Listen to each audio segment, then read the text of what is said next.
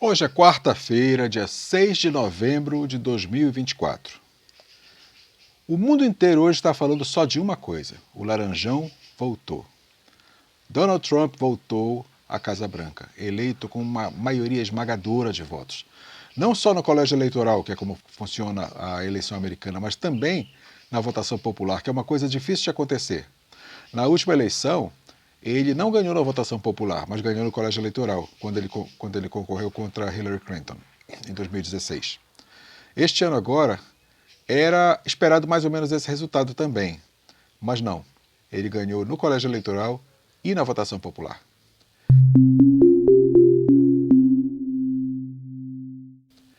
E muita coisa vai acontecer. Aí você vai perguntar, o que é que isso tem a ver conosco, que moramos aqui na Brazuela, no centro de Bananalândia? O que é que isso vai afetar a nossa vida? Muita coisa. Eu te garanto que muita coisa. Mas hoje eu quero focar só numa das coisas que vai afetar as nossas vidas. E nos próximos vídeos a gente pode falar de outros assuntos, de outros aspectos, mas nesse eu quero focar em um, que é onde que isso afeta a nossa expectativa com relação ao Apocalipse, aos últimos dias. Aquilo que está profetizado em muitos lugares, mas principalmente na Palavra de Deus. Principalmente naquilo que o apóstolo João escreveu quando ele estava exilado na ilha de Patmos. Tem a ver com o Laranjão? Tem. Tem a ver conosco? Tem, e muito. Muito se especula com relação a quem vai ser a figura central desse período final da humanidade, chamado de tribulação, grande tribulação, e que é descrito no livro do Apocalipse, e que finaliza com uma batalha no Vale de Megido, Vale de Armagedon. E as pessoas, quando olham para o Apocalipse, normalmente olham como um livro de previsões terríveis, de desastres, de catástrofes, e olham para o Apocalipse com medo. E por muito tempo eu olhei desse jeito também, hoje não. Hoje eu vejo diferente. Hoje, para mim, o Apocalipse é um livro de esperança. Porque no capítulo 21 e 22, onde termina, ele fala de novos céus, nova terra, de morar com Deus, num lugar onde não há lágrima, não há dor, um lugar onde só há a presença do Senhor e a glória dele preenche tudo, tanto que não há necessidade nem do sol para iluminar, porque a glória de Deus ilumina todo o lugar. Isso eu olho com esperança, com expectativa, porque é isso que eu desejo para mim e para aqueles que eu amo. Aliás, para todos, até para aqueles que eu não amo. Mas pessoas olham para isso com medo. Com medo por quê? Porque não sabem para onde vão, porque não têm segurança do seu porvir. Mas eu olho para o Apocalipse com esperança, com expectativa e com até ansiedade. Mas o que tem a ver isso com a eleição com o Laranjão? Não tem a ver porque o anticristo, o antimessias, aquele que é profetizado como sendo o abominável da desolação, aquele que vai profanar o templo, aquele que vai fazer tantas coisas que a gente sabe que vão acontecer porque estão profetizados e a Bíblia não mente. Existem muitos candidatos a esse cargo de anticristo hoje, muitos. Alguns estão em muita evidência na mídia, são muito comentados, muito conhecidos. O presidente da França, Macron, já foi considerado um candidato. O Elon Musk é considerado um forte candidato por muitas pessoas. O Zuckerberg, do Facebook, o Bill Gates, da Microsoft, o próprio Trump, Obama e vários outros. Muita gente é considerada candidata a esse cargo. Mas uma coisa que me chama a atenção, algumas coisas, mas uma coisa principalmente que me chama a atenção é que eu creio que quando aparecer esse homem, ele vai surgir meio inesperadamente. Não vai ser alguém de quem se fala muito hoje, não. Eu creio que vai ser alguém que hoje está nas sombras, que hoje está agindo nos bastidores e que as pessoas não comentam muito, não conhecem muito quem ele é. Eu creio que é fortíssima a possibilidade, hoje, pelo que eu vejo, que seja o genro do Laranjão. E que o Laranjão, voltando ao poder, tem tudo para potencializar esse genro. Ele se chama Jared Kushner. Por que é tão provável que ele seja essa figura, esse personagem? Bom, começando, ele é judeu. E isso é muito importante porque o povo judeu vai ter que reconhecê-lo como sendo o Messias. E para o povo judeu reconhecê-lo como sendo o Messias é necessário, imperativo, que ele seja judeu, que ele seja de uma das 12 tribos de Jacó, que ele seja descendente de Abraão através da linhagem de Isaac e Jacó, e que pertence a uma das 12 tribos, e o Jared Kushner, ele é judeu. Isso começa a ser um fator fortíssimo. ele não é altamente conhecido hoje, ele só é conhecido por quem estuda esses acontecimentos atuais, né?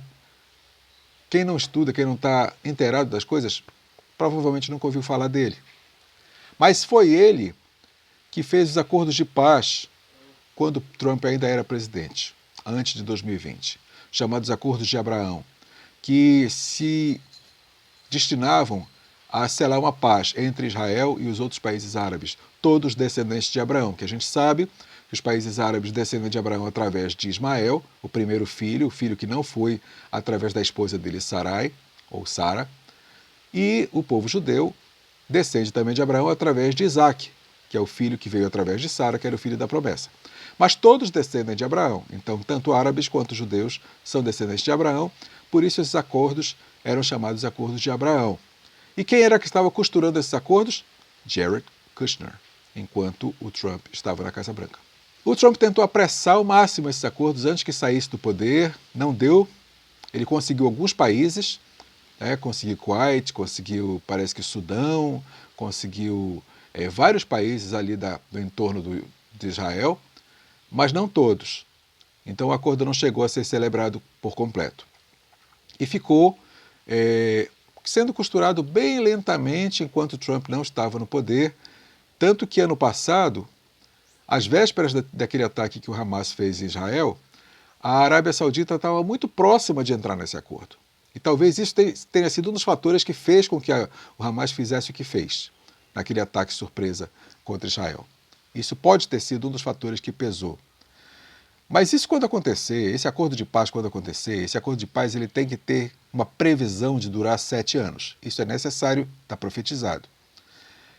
Se esse acordo de paz for feito, principalmente com esse detalhe dessa duração de 7 anos, pode contar que a partir desse momento começa a contar o relógio da tribulação. A tribulação dos tempos do fim. Que começa nesse momento. O homem que vai fazer com que isso aconteça, que isso vai acontecer depois de um grande conflito, que possivelmente vai acontecer em breve, uma guerra muito grande, maior do que as anteriores, entre Israel e países próximos, e esse conflito vai trazer uma intranquilidade muito grande ao mundo, o mundo vai se sentir numa situação desesperadora e alguém vai surgir como sendo o pacificador desse mundo, e esse daí vai ser exatamente o anticristo. Aquele que vai surgir como pacificador, aquele que vai surgir como o homem que vai salvar o nosso planeta. E isso quando acontecer, esse acordo de paz de 7 anos, nos primeiros 3 anos e meio vão ser 3 anos e meio de aparente paz.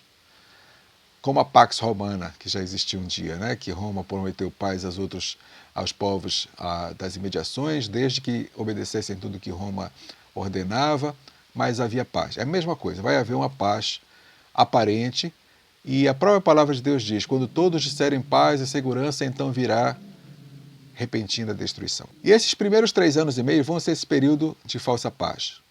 E onde esse homem, que se levantará como líder mundial, exatamente o antimessias, ele vai estar à frente dessa paz.